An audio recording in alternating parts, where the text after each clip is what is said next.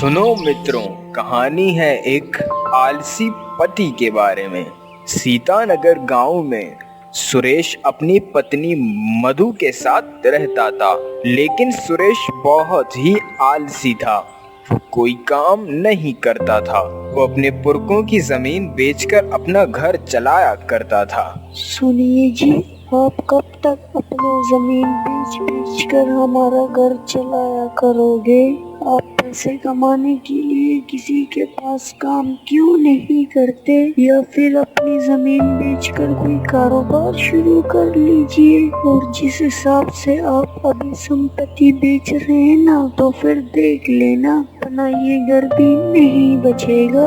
अरे अरे भाग्यवान, तुम चिंता मत करो। मुझे सब पता है कि मैं क्या कर रहा हूँ। और तुम्हें तो पता है ना भाग्यवान, मुझे किसी के पास काम करना बिल्कुल भी पसंद नहीं। क्या कर रहे हो आप? केवल अपनी जमीन जायदाद को तो बेच रहे हो, इसके अलावा तो कुछ भी नहीं।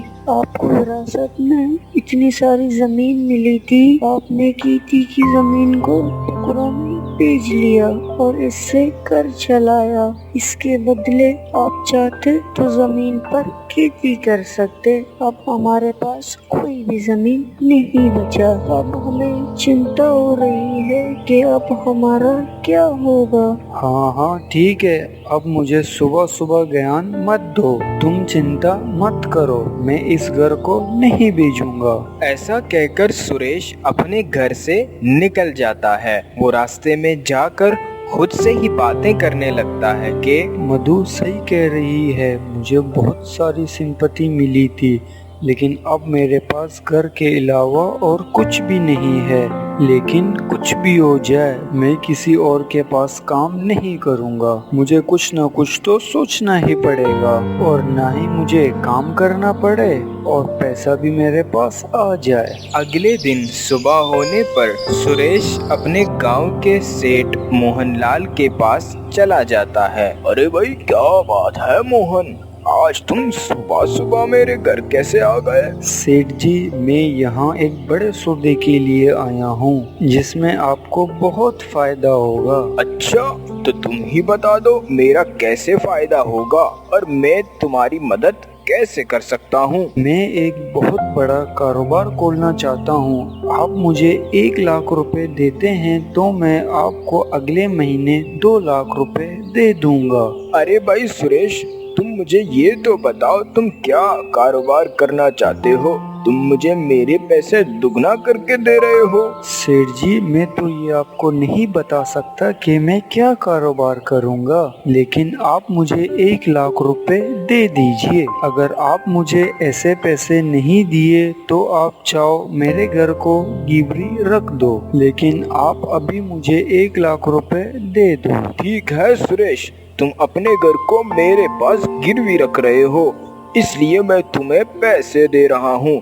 लेकिन याद रखना, अगले महीने मुझे 2 लाख रुपए चाहिए, वरना मैं तुम्हारे घर पे कब्जा कर लूंगा और तुम्हारे घर के सामान को बाहर फेंक दूंगा। हाँ सेठ जी, मैं आपको अगले महीने 2 लाख रुपए दे दूंगा। आप इस बात की चिंता मत कीजिए। फिर सेठ सुरेश को 1 लाख रुपए दे देता है। पैसे लेकर सुरेश वहाँ से खुशी खुशी चला जाता है। फिर सुरेश गांव के सभी अमीर लोगों के पास एक एक करके जाता है और सभी को एक ही कहानी सुनाता है। सभी से 1 लाख रुपए उधार लेता है और सभी से एक ही बात कहता है कि सभी को अगले महीने 2 लाख रुपए देगा। शाम होने पर सुरेश अपने घर चला जाता है। भाग्यवान, तुम हमेशा मुझे आलसी होने के लिए ताना मारती थी ना।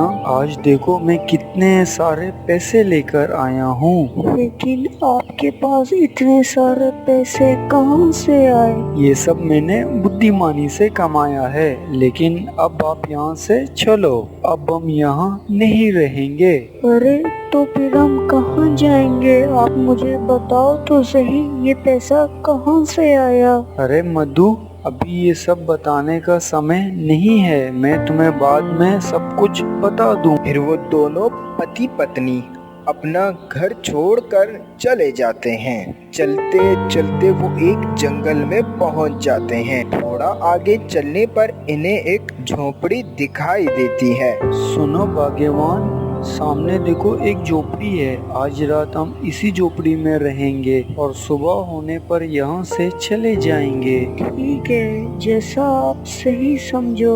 फिर वो दोनों उसी झोपड़ी के अंदर चले जाते हैं। झोपड़ी के अंदर जाते ही झोपड़ी की हालत देखकर मधु बहुत डर जाती है। सुनिए जी, मुझे ये झोपड़ी बिल्कुल ठीक नहीं लग रही। मुझे यहाँ पर बहुत डर लग रहा है। हमें यहाँ से चलना चाहिए। लेकिन भाग्यवान, हम इतनी रात को कहाँ जाएंगे? क्या पता आगे हमें कोई लुटेरा या डाकू मिल जाए, वो हमसे हमारे सारे पैसे छीन लेंगे। नहीं नहीं, मैं ऐसा नहीं होने दे सकता। हमें आज रात यहीं रुकना होगा। ठीक है, आप कभी मेरी सुनते ही कहाँ हो। जैसा आप ठीक समझे। फिर वो दोनों वहीं सो जाते हैं। लेकिन तभी थोड़ी देर बाद वहाँ एक बड़ा दानव आ जाता है। आज तो जंगल में कोई शिकार ही नहीं मिला।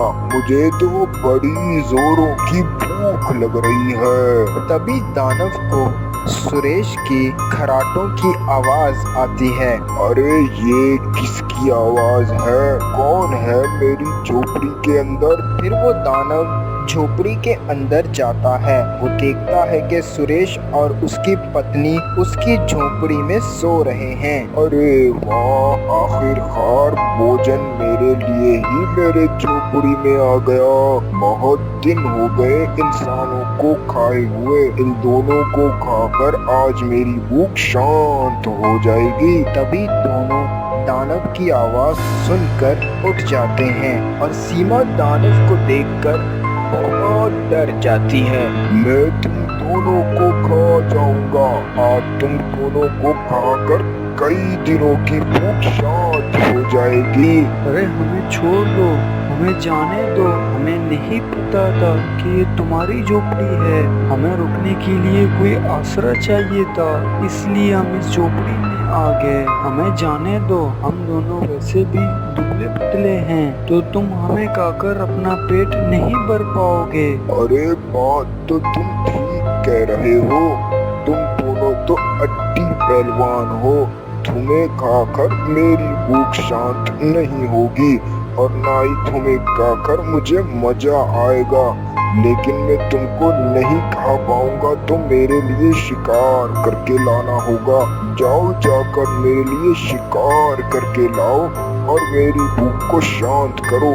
जाओ जल्दी, वरना मैं तुम दोनों को ही खा जाऊंगा। हम दोनों अभी जंगल जाते हैं और आपके लिए किसी जानवर का शिकार कर कर लाते हैं। नहीं नहीं, तुम दोनों नहीं जाओगे, केवल तुम ही जाओगे। अगर तुम मेरे लिए कोई शिकार कर कर नहीं लाए तो मैं तुम्हारी पत्नी को खा जाऊंगा। समझ में आया ना? अब जल्दी जल्दी जाओ यहाँ से। नहीं नहीं, मेरी पत्नी को मत खाना। मैं अभी जाकर आपके लिए कोई शिकार लेकर आता हूँ। मैंने तो आपसे पहले ही कहा था कि झोपड़ी मुझे बिल्कुल भी ठीक नहीं लग रही। लेकिन आपको तो सिर्फ पैसों का ही लालच था। जिस तरह आप मुझे यहाँ पर लेकर आए और जल्दी से जाओ, इसके लिए कोई शिकार कर कर लाओ, वरना ये मुझे खा लेगा। फिर सुरेश जंगल में जाता है तो बहुत ढूंढने के बाद भी उसे कोई शिकार नहीं मिलता। वो जंगल में इधर उधर भटकता रहता है, मगर रात के वक्त शिकार मिलना बहुत मुश्किल था। मैं अब इस दानव के पास कैसे जाऊंगा? मुझे तो कोई भी शिकार नहीं मिला और बहुत देर हो गई। ऐसा ना हो कि इसने मेरी पत्नी को खा लिया। सुरेश ये कहकर जल्दी जल्दी झोपड़ी की तरफ जाता है। वो जैसे ही झोपड़ी में पहुंचकर देखता है कि उस दानव ने इसकी पत्नी को मार दिया है और वो उसे खा रहा है। ये देखकर सुरेश बहुत हैरान हो जाता है और वो जोर जोर से रोने लगता है। दानव, ये तुमने क्या किया? तुमने कहा था कि मैं तुम्हारे लिए शिकार लेकर आऊंगा तो तुम मेरी पत्नी को नहीं मारोगे, लेकिन तुमने मेरी पत्नी को खा लिया। अरे तुम्हें आने में इतना समय कैसे लग गया? मुझसे मेरी भूख बर्दाश्त नहीं हो रही थी, इसलिए मैंने तुम्हारी पत्नी को खा लिया। मुझे माफ कर दो।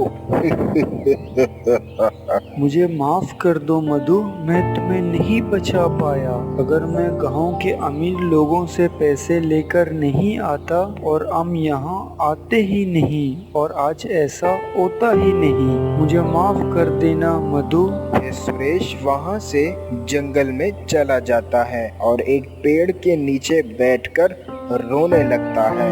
मुझे माफ कर दो मधु, आज जो भी हुआ है ये सब मेरी लालच की वजह से हुआ है। ऐ ऊपर वाले, मुझे माफ कर देना। तभी सुरेश को रोता देखकर चिड़िया बोलती है, क्या हुआ तुम्हें?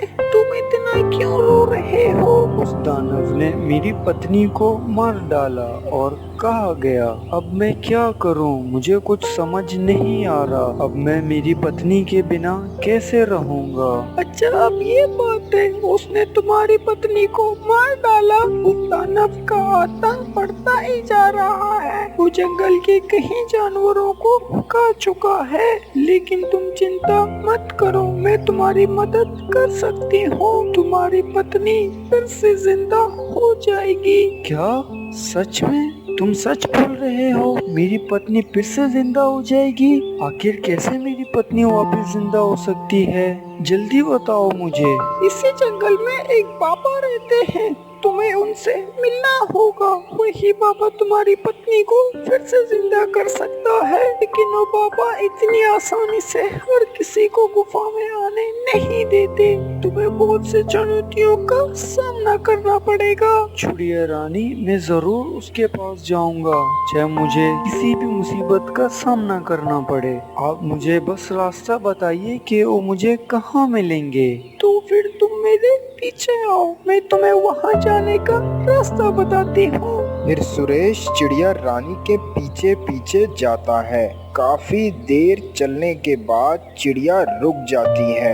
अब इससे आगे मैं नहीं जा सकती, मैं केवल सिर्फ यहाँ तक आ सकती थी। अब बस तुम्हें यहाँ से सीधा ही जाना है। थोड़ी देर बाद तुम्हें बाबा का गुफा दिख जाएगा। आपका बहुत बहुत धन्यवाद चिड़िया रानी, जो आपने मेरी इतनी मदद करी।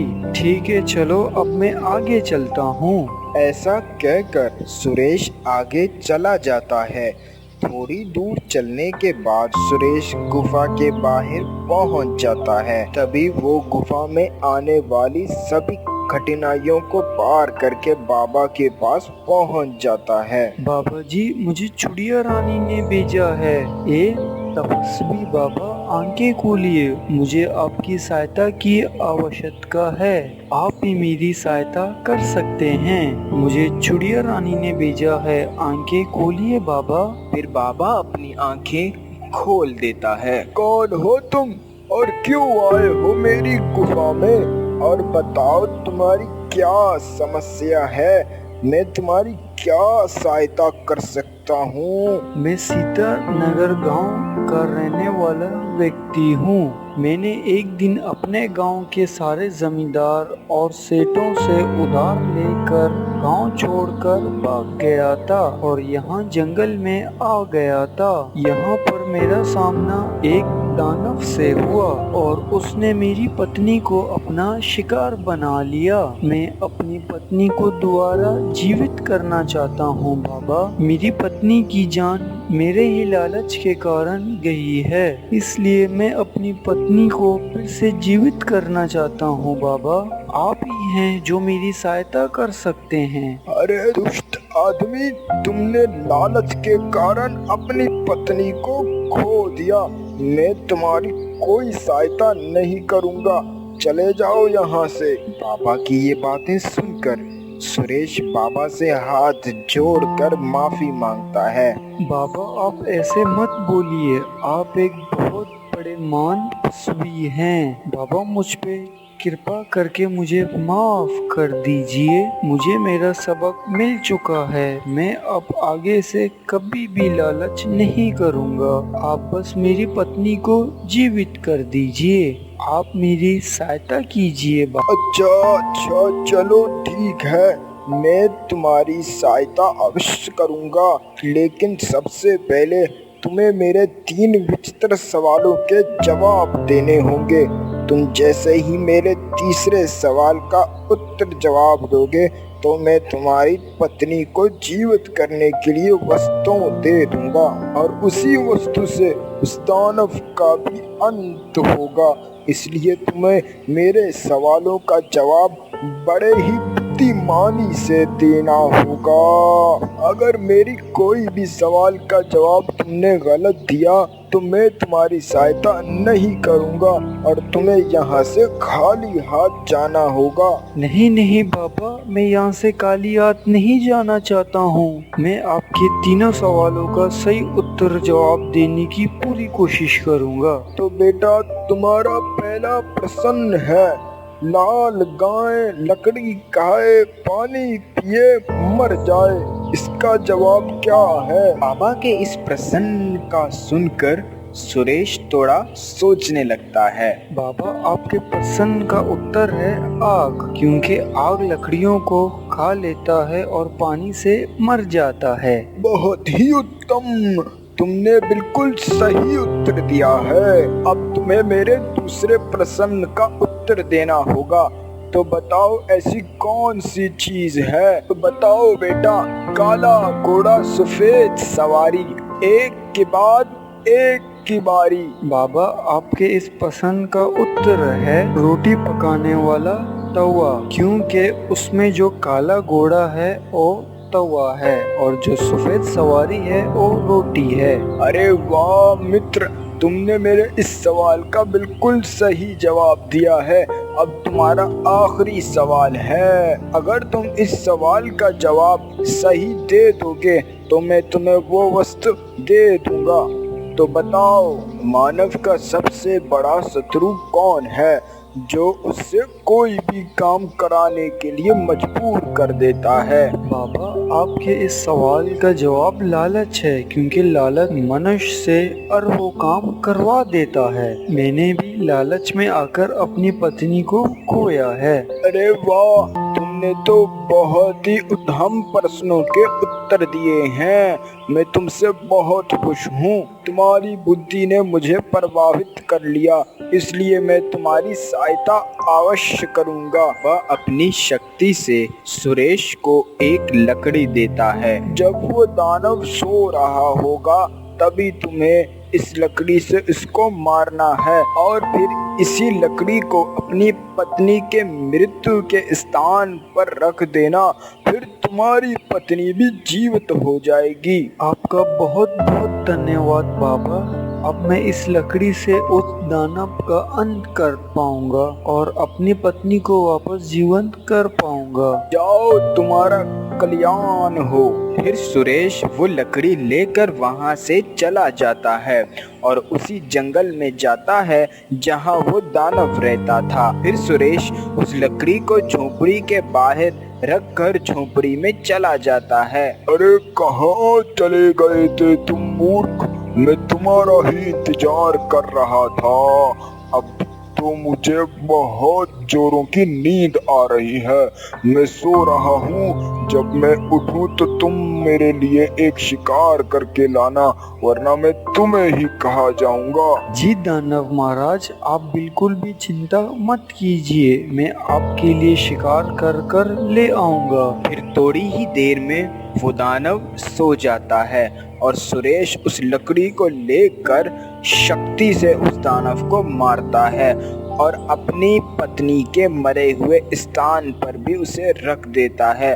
तो उसकी पत्नी फिर से जीवित हो जाती है और वो दानव वहीं मर जाता है। अरे वाह भगवान, तुम मेरे पास वापस लौट आई हो। इससे और बड़ी बात मेरे लिए क्या हो सकती है। लेकिन ये कैसे हुआ जी? मुझे तो दानव ने मारकर खा लिया था, फिर ये कैसे हुआ? फिर सुरेश अपनी पत्नी को सारी बात बता देता है। आप तो बहुत बुद्धिमान आदमी हो, लेकिन आपको आपकी लालच की सजा इस रूप में मिली। आपकी लालच की वजह से मैं आपसे हमेशा के लिए दूर चली गई थी। अब आप कभी भी लालच के झांसे में मत आना। नहीं भाग्यवान, अब मैं ऐसा नहीं करूँगा। मुझे सब समझ आ गया है, लालच इंसान को विनाश की ओर ले जाता है। फिर सुरेश अपनी पत्नी को लेकर गांव की ओर निकल जाता है और थोड़ी ही देर में वो अपने घर पहुंच जाता है। भाग्यवान, तुम मेरे लिए अच्छा सा खाना बनाओ, मैं थोड़ा सा अधूरा काम निपटा कर आता हूँ। फिर वो सब सेठों को उनका पैसा वापस कर देता है और कई अच्छी जगह नौकरी करके अपनी जिंदगी का गुजर बसर करने लगता है। तो दोस्तों, हमें इस कहानी से ये सीख मिलती है कि हमें लालच में आकर बिना कुछ सोचे समझे कुछ नहीं करना चाहिए, वरना हमें एक बहुत बड़ी मुसीबत आ सकती है।